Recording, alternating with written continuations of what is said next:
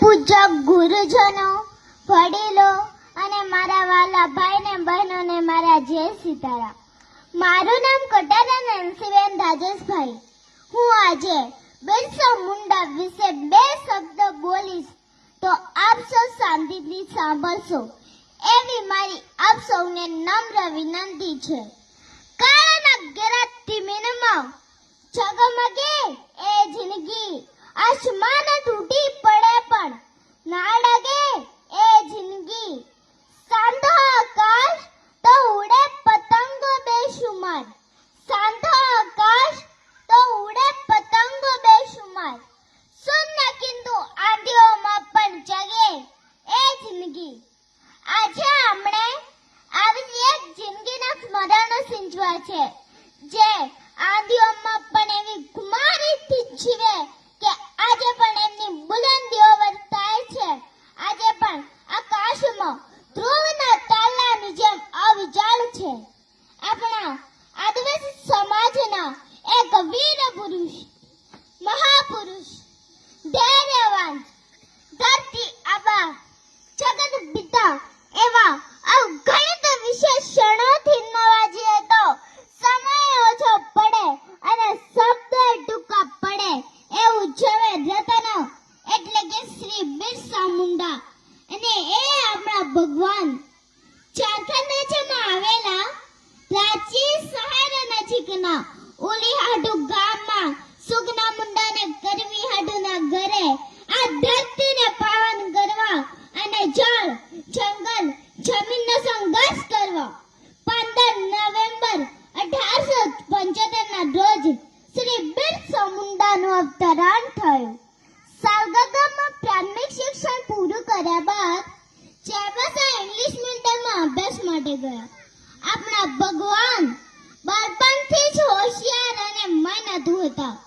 કદાચ બાળ બિરસા ના જ મનમાં વસી ગયું હશે કે આ માટીમાં જન્મ્યો છું, આ માટીમાં જીવીશ.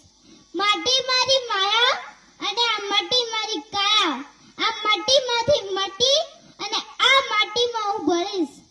1894 ના વર્ષમાં નિષ્ફળ ચોમાસાને કારણે છતાં નાગપુરમાં ભયંકર દુકાળ અને રોગચાળો ફેલાયો.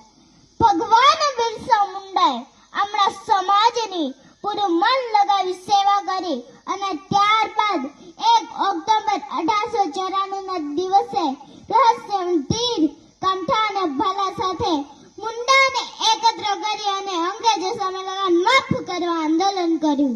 આપણા જગત પિતા કહેતા, अब नो से मत लड़ो, अब नो से मत लड़ो, बल्कि अपने हक और अधिकारों के लिए लड़ो जो तुम्हारे अधिकारों पर कब्जा किए बैठे. અને એમના પ્રભાવથી આદિવાસી સમાજમાં એક જૂથ થવાની ચેતના જાગી. શ્રી બિરસા મુંડાને એમના શિષ્ય દુષ્કાળ પીડિત જનતાની સહાય કરી અને એક મહાપુરુષનો દર્જો મેળવ્યો. અને આપણા ભગવાન ધરતી આબાના નામથી પૂજાવા લાગ્યા. 1897 ના વર્ષથી 1900 ના વર્ષ દરમિયાન મુંડાને અંગ્રેજ સિપાહી વચ્ચે લડાઈ થતી રહી. શ્રી બિરસા મુંડાને એમના શિષ્ય અંગ્રેજોના નગમાં દમ કરી રાખ્યો હતો.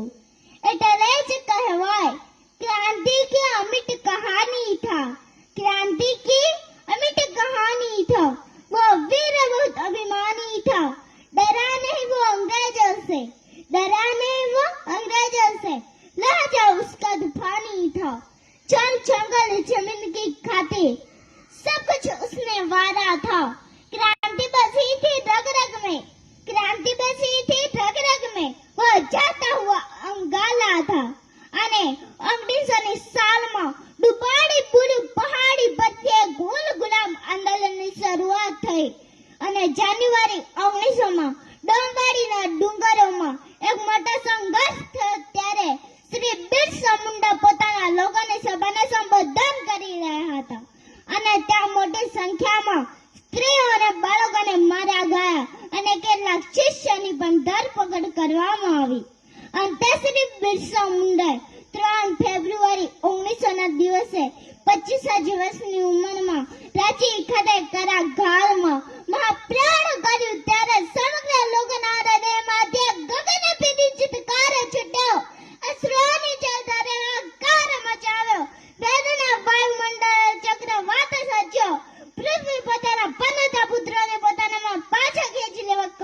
ઉઠી અને પંચમહાભૂતોનો બનેલો શ્રી બિરસા મુંડા નામનો નશ્વર દેહ ફરી પંચમહાભૂતોમાં ભળી ગયો.